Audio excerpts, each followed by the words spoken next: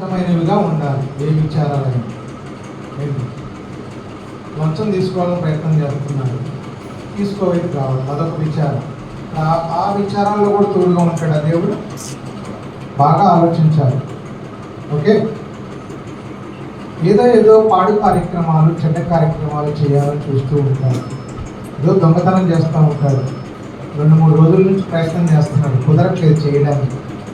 వాడికి ఆ విచారం 3 రోజుల నుంచి, ఎప్పుడో అనుకున్నాను దొంగతనం చేయాలని, ఎలాగైనా కొట్టేయాలని అనుకున్నాను, కానీ 3 రోజుల నుంచి కూడా నేను ఏం చేయలేకపోతున్నాను. ఆ విచారంలో దేవుడు ఏకీభవించి నీకు ఆదరణ నెమ్మది కలిగిస్తాడా?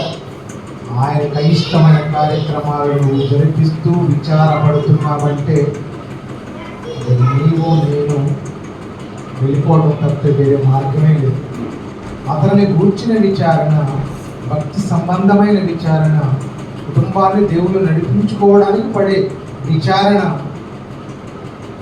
బలహీనతలను తీసుకోలేకపోతున్నారనే విచారణ, ఈ విచారణ ఉండాలి. అంతేగాని మనం ఏదో తప్పుడు కార్యక్రమాల్లో విచారిస్తూ ఉంటారని చాలామంది. అధికారం రావట్లేదనో, అనుకున్నది జరగట్లేదనో, లేదా చేసే చెడ్డ కార్యక్రమాలు సకాలంలో చేయలేకపోతున్నారనో, ఇవి చాలా ఉంటాయి, చాలా ఉంటాయి. వీటిలో తోడుగా ఉండడు రోజుకి విచారం ఎక్కువై నీలో అనారోగ్యము దాపురించి మరణానికి చేరువ కావడం తప్పితే వేరేది ఏమన్నా ఉందా? నీ చింత యావత్తు నా పైన వేయి, నువ్వు చింతించడం వల్ల నీ ఎత్తు ఏమన్నా మూరుడే చేసుకోగలవా అన్నాడు. మన చింత మనం దేవుడి పైన పెట్టాము. ఎవరెవరో మనకి ఇష్టమైన వాళ్ళని చూస్తూ ఉంటాం. ఏ బాధ వచ్చినా, ఏ గాథ వచ్చినా, ఏది వచ్చినా కానీ దేవుడి పైన, దేవుడి ముందు అప్లికేషన్ పెట్టాం. అది చక్కటి వివరణ, చాలా మంచి వివరణ. ఇశ్రాయేలీయులకు ఆ రోజు తోడుగా ఉన్న దేవుడు. వాళ్ళు ఎంతమంది పోయినా 200 ఉంటే 200 ఉన్నారు, ఆ పర్లేదు తీసుకొని పోనామా, నేను ఉన్నాను కదా అని వాళ్ళ దేవుడు. వాళ్ళు వేరేలో ఉన్నారు తండ్రి, రథాలు ఉన్నాయి నా తండ్రి, నో ప్రాబ్లం నాన్న, నేను ఉన్నాను కదా, నీతో నేను ఉన్నాను కదా అని పంపించి విజయాన్ని రప్పించిన దేవుడు. కనుక నీ విచారం, నీ తేలికపాటి విచారం ఆయన పెద్ద లెక్క చెప్పండి. కనుక దేవుళ్ళు ఆనుకొని విచారించాలి. దేవుడిని ఆనుకొనగా వచ్చే విచారములు ఉంటే చూసారా, వాటిలో నీకు నెమ్మది కలిగజేస్తారు. దాని విషయంలో మనం చాలా పర్ఫెక్ట్గా ఉండాలి. నెమ్మది విచారం కలగాలి. సరే, మంచిది. నేను నా కోరిక ఏంటంటే వీటిల్లోకి వెళ్ళకుండా, ఈ యూట్యూబ్లోకి వెళ్ళకుండా, ఇలాంటి రచ్చలు జరగకూడదు. దేవుడు కూడా ఒక మాట రాయించాడు, అద్భుతమైన మాట. నాకు అది ఇప్పుడే తారసపడింది నాకు. అపోస్తలుడైన పౌలు గారు తీతుకు పత్రిక రాస్తూ 3వ అధ్యాయము 3వ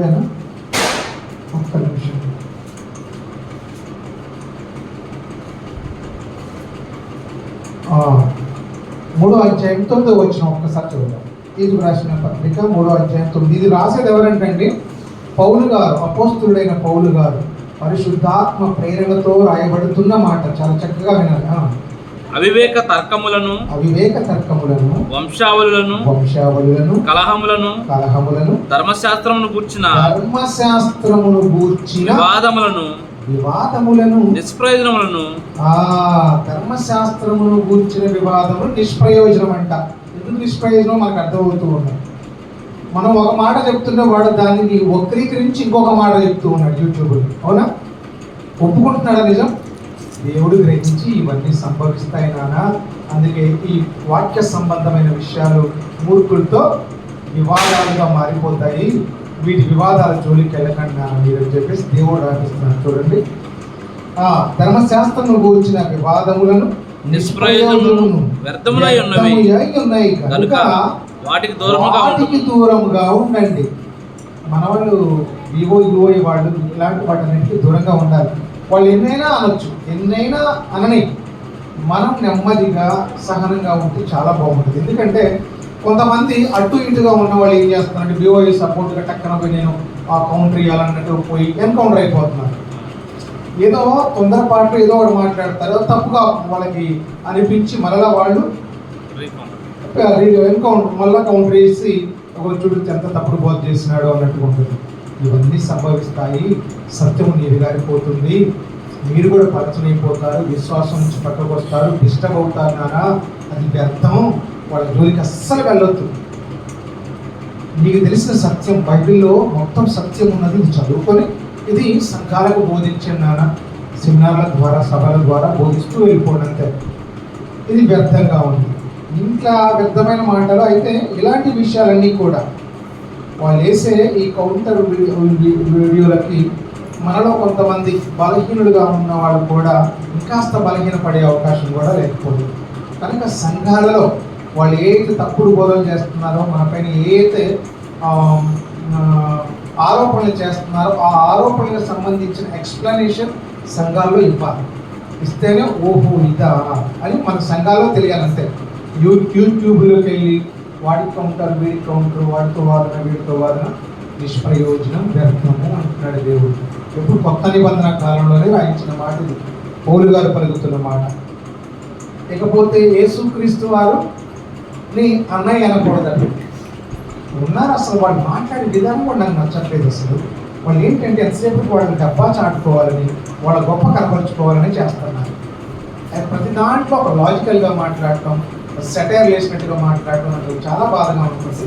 మనలో కొంతమంది చాలా మర్యాదగా అన్నయ్య గారు ఇలా మాట్లాడారు, అన్నయ్య గారు కొంచెం తెలుసుకుంటారని ఇది మాట్లాడుతున్నాను మన వాళ్ళు అంటున్నారు. వాళ్ళు అసలు అట్లా మాట్లాడతారు, చాలా రఫ్గా హ్యాండిల్ చేస్తున్నారు, పిచ్చి పిచ్చిగా సెటైర్ వేస్తున్నారు, రకరకాలుగా మాట్లాడుతూ ఉన్నారు. ఒకసారి హెబ్రీ పత్రిక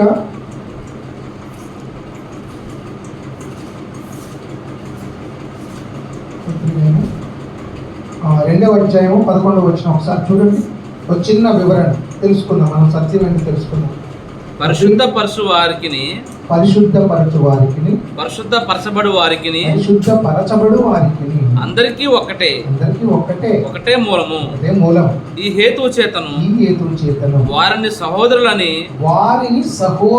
పిలుచుటకు ఆయన సిగ్గుపడక. ఇక్కడ ఆయన అంటే ఎవరు అనుకుంటున్నారు? యేసుక్రీస్తు వారు. ఎవరిని సహోదరులని పిలవడానికి సిగ్గుపడట్లేదట.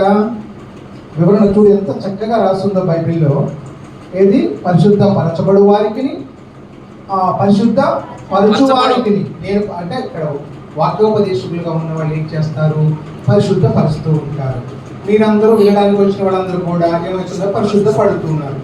వీళ్ళందరికీ నేను సహోదరుడు అని పిలవడానికి సిగ్గుపడక ఆయన నీ నామమును నా సహోదరులకు ప్రచురపరుతును. ఎంత చక్కగా వివరణ చూడండి. ఇక్కడ యేసుక్రీస్తు వారు అందరూ నా సహోదరులు అంటాడు. మరి అందరూ సహోదరులు అయినప్పుడు మనకు సహోదరుడు కదా, ఆయన మనల్ని సహోదరులు అంటాడు. అమ్మా మనమేమనాలైంది? సహోదరుడే. అవునా? అక్కడ దాకేందుకు ఎవరన్నా ఒక తమ్ముడు, ఒక పరిచయం అవుతూ ఉంటారు, మన జీవితాల్లోకి వస్తుంటారు. కొంతకాలం పరిచయం అయిన తర్వాత నా సొంత కంటే ఎక్కువ అంటుంటారు. అంటే దానిలో మంచితనము, ఆ లక్షణాలు, ఆ ప్రవర్తన, ఆ విధి విధానాలు చూస్తే ఎవరంటే పిలవాలనిపిస్తుంది మనకి? సొంత అన్నయ్య కంటే ఎక్కువ అండి, అన్నయ్య అండి అంటారు. దీనిలో ఏ లక్షణాలు తక్కువ అని చెప్పేసి మనం అన్నయ్య అనుకుంటుందని చెప్పండి మీరు. ఏమి లేవని చెప్పేసి అన్నయ్య అనకూడదు. మనం అన్నయ్య అంటే పవిత్రమైన పదం కాదా? అసలు చూడు ఎంత క్లారిటీ ఉందో అక్కడ, ఎంత మంచి వివరణ ఇచ్చాడు. తర్వాత 17 చదవండి. 17 కావున 12 కూడా చదువు. అయిపోయింది కదా? 17 కావున ప్రజల పాపములకు పరిహారము కలగజేయుటకై దేవుని సంబంధమైన కార్యములలో కనికరమును నమ్మకమును గల ప్రధాన యాజకుడు నిమిత్తము అన్ని విషయములలో ఆయన తన సహోదరుల వంటి వాడు కావలసి వచ్చెను. తన సహోదరుల వంటి వాడు కావలసి, మళ్ళా ఇక్కడ సహోదరులే అంటున్నాడు. ఎవరెవరు అతనికి సహోదరులు అంటాడు తెలుసా? మేము ఫస్ట్ వచనంలో నేర్చుకున్నాం. పరిశుద్ధ పరిచేవారు, పరిశుద్ధ పరచబడుతున్న వారు అందరూ సహోదరులే అంటారు. ఆయన సహోదరులు ఉన్నప్పుడు మనం అన్నయ్య అనడానికి ఏంటి? పిచ్చి పిచ్చి మాట్లాడుతున్నారు. ఈ వాక్యం తెలుసుకోకుండా రకరకాలుగా మాట్లాడుతున్నారు. వివోఏ మొత్తానికి దించాలా? వీళ్ళు మనకంటే గొప్పగా ఎందుకు ఎదగాల? అసలు ఏమన్నా బయటకు వెళ్తాం? భక్తి పరుల వాళ్ళు మీరు ఒక కుటుంబంలో వాళ్ళు గొడవలు పెట్టుకోవచ్చా? మరి ఇప్పుడు అన్యజనుల మధ్య ఎవరు దేవుడు దూషించబడుతున్నాడంటే ఎవరి కారణంగా జరుగుతుంది చెప్పండి? ఎవరి కారణంగా జరుగుతుంది? మన వారి ద్వారానే జరుగుతుందా? ఒక కుటుంబం వాడు కొట్టుకోవడం ఏంటండి? భార్యను రోడ్డు మీద తీసుకుపోయి కొడితే బాగుంటుందా? తిరుగుల భర్త ఏం చేస్తారు? లోపల ఇంట్లో మెల్లగా తీసుకొచ్చి తీసుకొచ్చి లోపలికి వచ్చి డోర్లు వేసుకుని టీవీ తీస్తారు, అయిపోతుంది. ఎవరికి తెలియదు. అంతేగాని నా భార్య నా ఇష్టం అని చెప్పి బయట పోయి కొడతామంటే 10 మంది చూసి ఏమనుకుంటారు? వీడు అసలు కుటుంబం భార్య భర్తలేనా? భర్తకు ఉండాల్సిన లక్షణాలు ఉన్నాయా? భార్యకు ఉండాల్సిన లక్షణాలు ఉన్నాయా? ఎంత బరి తెగించారు? అలా ఎంత అనుకుంటారు? అన్యులు అలానే అనుకుంటున్నారు. ఓ వీళ్ళ క్రైస్తవులు దేవుడు చూడము, దేవుడి కోసం ఎంత కొట్టుకుంటున్నారు. వీళ్ళకే సమాధానం లేదు. వీడు తెలిసింది వాడి తెలియట, వాడు తెలిసింది వీడి తెలియట. ఈ ఇద్దరే తెలియనప్పుడు అసలు దేవుడు ఉన్నాడా లేడా అన్నట్టుగా ఆయన నామం దూషించబడుతుందా లేదా చెప్పండి? అనే కరెక్ట్గా చెప్పింది ప్రసన్న. చర్చగా రావాలి, అది బయట ఫోన్ చేసుకోవాలి. అన్నయ్య నాకు ఈ విషయంలో మీరు తప్పు చెప్పారని అనిపిస్తుందన్న, ఒకసారి క్లారిటీ తీసుకుంటానని చెప్పేసి వెళ్ళాలి, నేర్చుకోవాలి. ఎవరు తప్పేదే వాళ్ళు ఒప్పుకోవచ్చు, తప్పే ఉండాలి. అన్న తమ్ముడు గుట్టు బయట పెట్టుకుంటారండి. అన్న విషయం తమ్ముడు బయట 10 మంది చెప్తే బాగుంటుందా? తమ్ముడి విషయం అన్న చెప్తే బాగుంటుందా? అసలు ఇదేం పద్ధతి? అది కుటుంబం అంటారా? అన్నదమ్ముల బంధం అంటారా? అసలు ఎంత తప్పు చేస్తున్నారు చూడు వీళ్ళు. అన్నయ్య అనకూడదు ఒకటే గోర. నిన్న మనం చూస్తున్నప్పుడు వీడియోలో అయ్యే కనపడుతుంది కొత్త. అది ఆ జేమ్స్ గారు మాట్లాడుతున్నారు. ఎందుకు అట్లా మాట్లాడతాడు అన్నయ్య? మొత్తం వినాలి కదా. విన్న తర్వాత ఒక వివరణకు రావాలి. అంతకే డౌట్ ఉంటే ఫోన్ చేసి వెళ్ళి మాట్లాడితే సరిపోతుంది. సరే మంచిదమ్మా. ఈ 2 వివరణ ఇవ్వాలని యూట్యూబ్లోకి వెళ్ళకూడదు. ఎందుకు? అది నిష్ప్రయోజనం అన్నాడు, వ్యర్థము అన్నాడు. బైబిల్ గురించిన తర్కము అది ఆ వివాదాలు మాట్లాడితే ఎలా అయిపోతుందట? నిష్ప్రయోజనం అయిపోతుంది, వ్యర్థమైపోతుంది అని వెళ్ళద్దు. క్రీస్తు అన్నయ్య అనే మాట అనేక అన్నయ్య అవుతారని అనేక సందర్భాలు ఉన్నాయి. నేను మంచి ప్రతిభ చూపించాను అంతే. ఇంత క్లారిటీ ఉంది చూడు. సిగ్గుపడట్లేదన్న మన సహోదరులు అనడానికి. ఆయనే సిగ్గుపడకుండా మనల్ని అందరూ తమ్ముడు తమ్ముడు అని పిలుస్తుంటే అన్నయ్య కాదు, మనకి అన్నయ్య కాదు, బహుమతి కాదు అంటే ఎంత వ్యంగ్యంగా మాట్లాడుతున్నాడో ఆయన అయితే. అన్నయ్య అంత పవిత్ర పదం. అన్నయ్య అనుకోవడానికి ఏమిటి? దగ్గర ఇంకా చూడండి, ఏవండి పిలిచిన దానికి కొంతకాలం పరిచయం అయిన తర్వాత అన్నయ్య అని పిలిచామనుకో, ఎంత క్లోజ్ రిలేషన్షిప్ ఉంటుంది తెలుసా? అంతకుముందు మాట్లాడని విధంగా ఇప్పుడు దగ్గరికి వెళ్ళి మాట్లాడతావు, నీ ప్రాబ్లమ్ షేర్ చేసుకుంటావు, రాన్నయ్య అని చెప్పేసి ప్రేమతో చేపట్టుకుని కూర్చోబెట్టి భోజనం కూడా పెడతావు. ఏమండి సార్ అన్నప్పుడు అంత ఉంటుందా క్లోజ్నెస్? వీళ్ళకి అర్థం కావట్లేదు. అంటే లోతుగా అధ్యయనం అనేది చేయక ఈ తప్పులు ప్రకటిస్తున్నారు. సరే మంచిది. ఇప్పుడు వాస్తవానికి